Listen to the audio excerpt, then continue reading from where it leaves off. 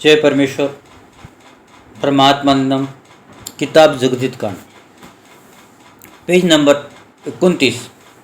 जिससे ज़मीन माता के शरीर का हाजमा बिगड़ गया, इससे जल खारी हो गया, और जिसको कि तुम तमाम जान के लोग रत्नाकर सागर और समुद्र कहते हो, वो ज़मीन माता की ओजड़ी है। और जिन्हों को कि नदियाँ बोलते हो, वो ज़मीन माता की शरीर की अतड़ियाँ है। और जो कि छोटे बड़े नाले दिखाई देते हैं, वो ज़मीन माता की शरीर की नाड़े हैं।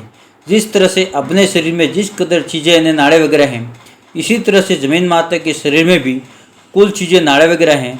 जबकि हम तुम लोग पानी पीते हैं और आता और नाड़ों के अंदर ओजड़ी में पहुँचता है। इसी तरह से इस बात को भी समझना चाहिए कि जब मेघ बरसता है, जब ज़मीन माता पानी पीती है, जब वो बरसात का पानी नदियों के रास्ते होकर रत्नाकर सागर में पहुँचता है, सो सब दुनिया देखती है कि रत्नाकर सागर का जल खारा किया है। और बलराजे के बाद से ही इन बनियों ने इंद्रजाल का पाप चला है, जिससे रत्नाकर सागर का जल खारा जहर हो गया है। जिसकी खास वजह यह है कि जब हम तुम खाना खाते हैं और हजम नहीं होता और पेट में दर्द हो जाता है, तो उस वक्त में कैसी शक्ति उठानी पड़ती है, हमारे तकलीफ को कुछ नहीं सुहाता है। तो उसी तरह से ज़मीन का भी हाजमा बिगड़ गया, जिससे रत्नाकर सागर का जल खारा हो गया। और सिवाय इसके और किसी किसी के शरीर में बीमारी के शुभ से ऐसा भी हो जाता है कि जो खाना बिल्कुल हजम नहीं होता है, बल्कि खाना पेट में फूल जाता है। तो फिर उसके पेट में किस बला का दर्द होता है कि जो बयान नहीं किया जाता है, सो वो भी इंद्रजाल के पाप से होता है। ये सौदागर महाजन इंद्रजाल के पाप से शरद व गर्म का भी रोग कर देते हैं। जब रत्नाकर सागर दिन भर और रात भर में 2-3 मरतबा चढ़ाई करता है, तो भी दुनिया के लोग नहीं समझते हैं कि ज़मीन माता को आपरे की बीमारी का रोग किया है।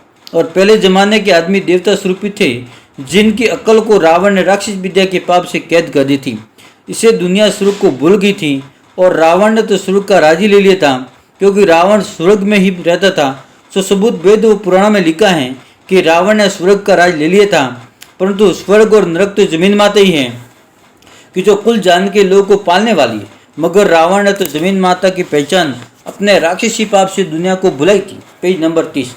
क्योंकि रावण ज़मीन माता को हर तरह का रोक कराता था और दुनिया को नहीं मालूम होने देता था। और रावण के राक्षसी पाप को ही दुनिया स्वर्ग जानती थी और ज़मीन की पहचान बिल्कुल भुला दी थी।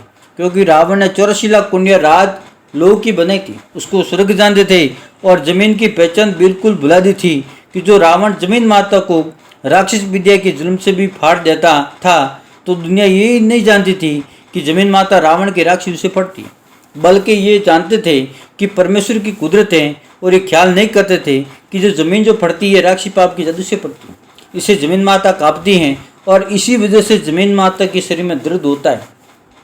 लेकिन ज़मीन के शरीर की पहचान तो दुनिया के लोगों को इस गर्ज से भुला दी थी कि जो ज़मीन माता को तरह तरह का रोग करूँगा, तो जान के लोगों को मेरा प्लस राक्षसी पाप को करना मालूम नहीं होगा।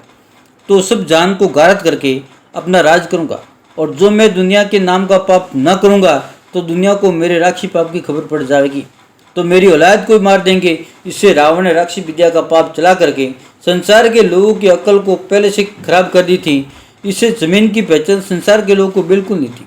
सिर्फ ज़मीन की पहचान रावण की औलाद जानती थी। जो अगले ज़माने के लोग वेद की किताबों में और पुराणों में इन बातों को लिख गए हैं, क्योंकि ज़मीन माता की पहचान तमाम दुनिया को रावण ने भुला दी थी। सो ज़मीन को तो जिस तरह से हम और तुम जानते हैं, उसी तरह से वो भी जानते थे, परंतु राक्षस विद्या के पाप से ज़मीन माता को रोग कराता था, जिसकी मालूम तक नहीं पड़ी थी।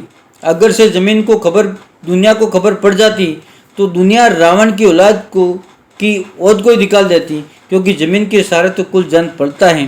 क्योंकि ज़मीन माता का शरीर तो एक है, सो भाई मेरे हो। जबकि ज़मीन के शरीर में दर्द होगा, तो उस वक्त तमाम सृष्टि कहाँ रहेगी। ऐसा ख्याल करके संसार ने एक दिल होके रावण की औलाद को मार दिया। उस हालत में राक्षस विद्या का पाप संसार से मिटा था, क्योंकि जिस कदर पाप होता था बिल्कुल तजा दिया। हालांकि पहले जमाने के राजा बादशाहों को शनिश्चर जी महाराज ने राक्षसी पाप से वाकिफ करके कहा कि जो ज़मीन माता को तरह तरह की तकलीफें होती हैं, जिसकी हालत से मैं तुम सब लोगों को वाकिफ करता हूँ। जय परमेश्वर परमात्मा।